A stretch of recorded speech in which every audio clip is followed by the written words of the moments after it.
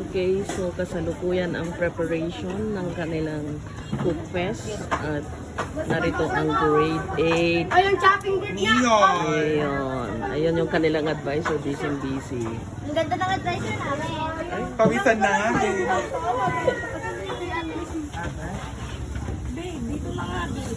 Dito niyo kasi Ate, dyan muna o itong mga sikat na ako. So, ito naman yung grade 8. Ayun mo. pa-island. Sa video, Ma'am Maylin, sa preparation.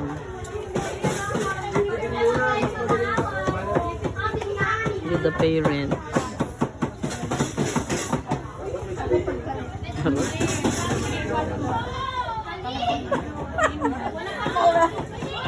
Mamati, Ma'am Burlo. Bro. Alam ko, sir. Tapos ito, Kakat-kat yan. Sir, saan biglang naging cubes ang cut nito. Sir, Ha? saan yung pagkikis? So, ito ang grade 8. Ayon. Ayun yung advisor. The prettiest. Ayun yung partner parent na mag-prepare. Oh, sige.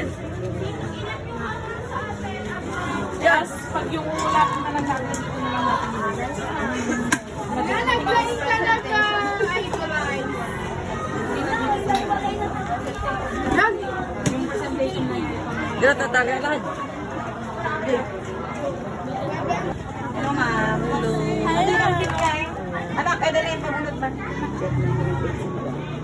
So, ito ang grade 8 silver with their advisor and the partner parent. Ma'am, anong i-prepare niya? Bakbet drama. Wow, yummy pakbet. Ako, ma'am.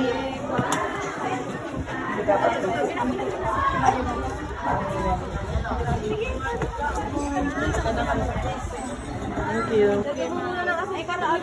So, ito naman ang ating Hello, everyone. Hello, guys. Yes! Chicken with mushroom. chicken with mushroom daw ang Creamy chicken. Creamy chicken pala. Ano yung totoong pangalan din? Creamy chicken.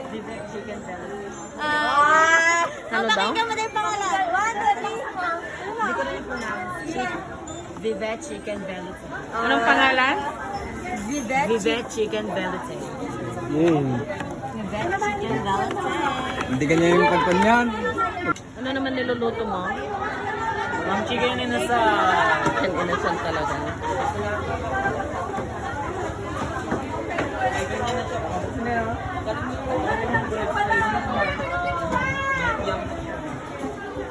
Hi, Ma'am Berlo. Ano yung... Pangalan ng niluluto namin, pinatuwad guys. Sina? Pinatuwad na manok. Ala, dapat makita ko garod yung nakatuwa. Ayun o. Oo, anak ko. Hindi nga lang nakatuwad. Thank you. Anong pre-prepare nyo? Buffalo wings. Buffalo wings? Tapos, ano na yung isa? Creamy mushroom. Creamy mushroom. Basta yun. Blah, blah, blah. Uy, huwag po yung Hi, mga kamamsi. Cook Fest Day. Hi, Ma'am Berlu. Tagari. Ay, Ray, parsak ng ang bawang ng ano.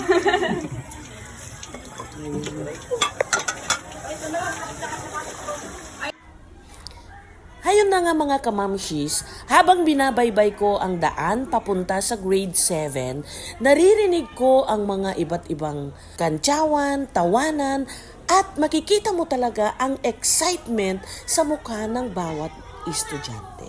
Kasi nga, ngayon ay Nutrition Month at alam kong may espesyal na nangyayari sa school na to. Kaya naman, masaya akong makasama ko kayo para makita kung paano naghahanda ang mga grade 7 students kasama ang kanilang mga parents ng mga native delicacies bilang entry nila sa selebrasyon. Ang aktibidad ay hindi lamang tungkol sa pagluluto ng mga pagkain.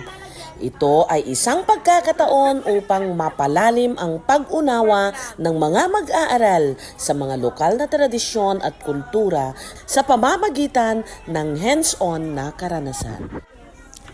Ang bawat grupo ng mag-aaral ay nagtutulungan sa iba't ibang aspeto ng paghahanda.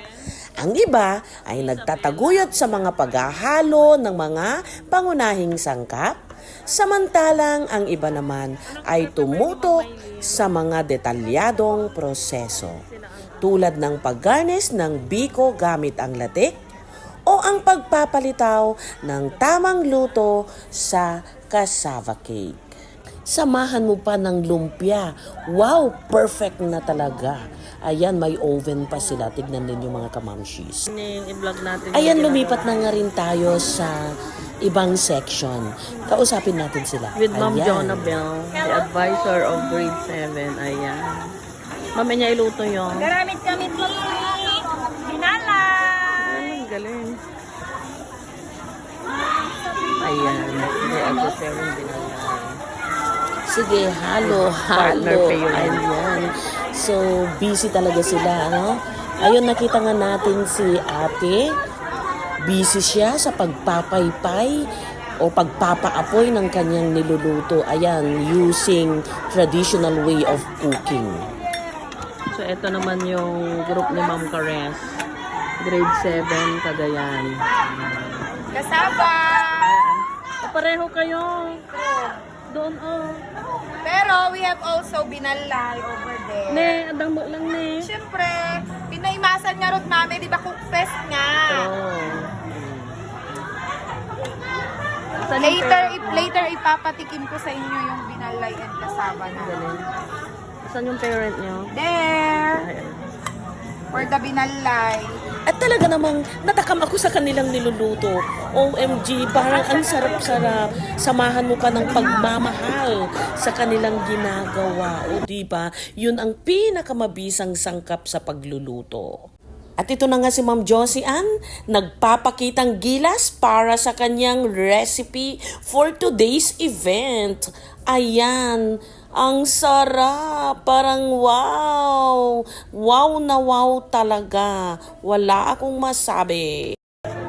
Ano naman ang prepare nyo? Ha? Ano? Sikat na. Ha? Kakain. Kakanin. Anong kakanin? Ha? Yung kulay-brown po sa ibabaw. Hindi ko po ata dito. Beko? Yung meron pong latin. Saan na yung iba? Andyan po, pero po nagpre-prepare lang po kami. Ay, ton. May naka-ready na.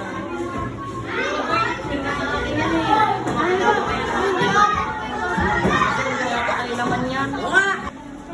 Ayan mga kamamshis, andito naman tayo sa senior high school with their super hands-on teacher, Ma'am Jenny. At busy na siya sa pagpre-prepare ng kanilang chicken binakol. Ayan. So yummy na naman mga kamamshis. Sabu ko yun, di ba? Yes, it's my first time and I will try all my best. Just a short description, ang chicken binakol ay isang masarap na putahe na gawa sa manok na niluto sa sabaw ng buko. May halong mga pampalasa tulad ng luya, bawang at tanglad. At kadalasang sinasamahan ng gulay tulad ng papaya. Ay, sumampa pala to. Si Ma'am Pauline at Sir Romulo naman ang nanguna sa paghahanda ng mga appetizer. Kasama sa kanilang inihanda ang mga prutas tulad ng pinya, ubas at pakwan, na kanilang tinuhog at pati na rin ang pusit balls na nagbigay ng kakaibang lasa at kulay sa bawat putahe. Hindi rin mawawala ang masarap na inumin tulad ng calamansi juice at mga fresh fruit juices na perfect na partner sa mga appetizer. So eto na nga mga kamamshis ang kanilang pangmalakasang pusit balls. Ayan. Anong prepare nyo, Sir Joriel? Paano ko ba ito? Pininyahang manok po. Ay, tinin niya. Pininyahang mayaman sa fiber. Matamis. So ayan ang kanilang pininyahang manok. For a short description, ang pininyahang manok ay isang masarap na Filipino dish na gawa sa manok na niluto sa gata at pinya na may kaunting asim at tamis mula sa pinya. Karaniwan itong sinasamahan ng mga gulay tulad ng bell pepper at carrot na nagdadagdag ng kulay at lasa sa potaheng ito. Ang kombinasyon ng matamis, maasim at malasa ay nagpapasarap sa bawat kagat. Nagpunta naman tayo sa grade 9 curriculum at agad nating nasilayan ang mga masasayang mukha ng mga estudyante habang sila ay abala sa paghahanda ng kanilang mga putahe. Ang kanilang ipre-prepare naman ay isang fish dish. Fish dish ko na ngam adamot ti barbecue da. O diba san ka pa? Talaga namang nakakatuwang tignan ang kanilang pagtutulungan sa pagluluto. Dahil sa kasabihang, ang pagluluto ay mas masarap kapag sama-samang ginagawa. Hello, ma'am. 3 days mamaya. Isa-second pa to. Oy, kung nasa Hindi, nagtuto. Ito. 3 days po. Ayun nga, naka-apron at may mga guantes pa sila sa kamay upang matiyak na malinis at maayos ang kanilang paghahanda ng pagkain. Angas ah! Ma'am, dito ma'am! Ma'am, dito ma'am. Ma'am! Oo nga! At narito rin pala ang kanilang advisor, si Ma'am Abby, na isang napakagandang buntis. Ang kanyang charm at glow ay tila nagbibigay ng dagdag saya at inspirasyon sa buong klase habang sila ay masayang nagpapakitang gilas sa pagluluto. Hello po! Ayan, ito ang mga masisipag na parents ng grade 9 Scorpio. So, nag-prepare na sila ng kanilang special. Narito rin si Ma'am Michelle na suot ang kanyang pulang blouse na lalong nagpapatingkad sa kanyang kagandahan. May aura siya ng positibong enerhiya at super good vibes kaya talagang nagpapasaya siya sa buong araw na ito. Jaran! Narito naman tayo ngayon sa grade 10 curriculum kung saan ang mga mag-aaral ay nagpre-prepare ng kanilang mga meat dishes.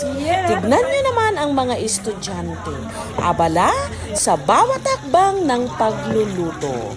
At syempre, kasama natin si Sir Bernard na nagbibigay ng mga importanteng tips at gabay para sa bawat dishes nila. At talaga namang nakakagutom ang mga prepare nila mga kamamshis. Guys, hi ma'am. Luluto tayo ngayon ng creamy. Gumaganda si Zoe. Thank you ma'am. Pumapogi si ano. This is the meat. Creamy beef mushroom. Creamy beef mushroom. Ano pong niluluto niyo? Wow, beef broccoli with Ma'am Pearl and mga parents ng grade 10. Emerald. I-ano muna ate. Ibabad muna natin sa asin. Kasi Puntahan din natin ang iba pang grupo ng mga estudyante ni Ma'am Pearl. Nandito sila sa gilid ng classroom. Dahil nais lahat na makibahagi sa pagluluto, nahati sila sa iba't ibang bahagi ng paghahanda upang mas mapabilis at maayos ang kanilang mga gawain. Ibibigay mo sa akin yan? Grabe ka naman. Ma'am, lulutuan kita. Lulutuan ka namin. Oo, sige. Ma'am, lulutuan kita, promise. Pag wala lang ha. Yes, ma'am, dadalan kita sa room mo, ma'am. Puntahan naman natin ang grade 10 Ruby. Makipagtsikahan tayo sa kanila. Ay, ito yung mga magaganda pala. Namiss ko ang mga estudyante kong mga ito. Wow, tofu. Tama lang di ba? Oo, favorite ko ang tofu. eh. Mami, pahula mo. Ano to?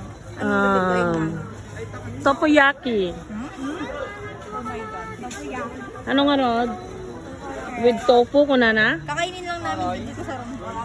Hoy, prito niya? Tapos? Yan, masarap pag sisi. Ano naman prepare niyo po?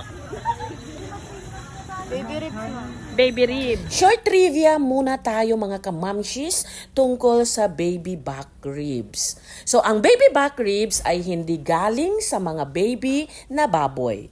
Ang baby ay tumutukoy sa mas maikli at malambot na ribs mula sa itaas na bahagi ng ribcage ng baboy. Kaya't mabilis itong maluto at perfect sa grilling o barbecue. Hanggang dito na lang mga kamamshis, tapos na ang isang masaya at masarap na araw dito sa Cookfest ng MPNHS.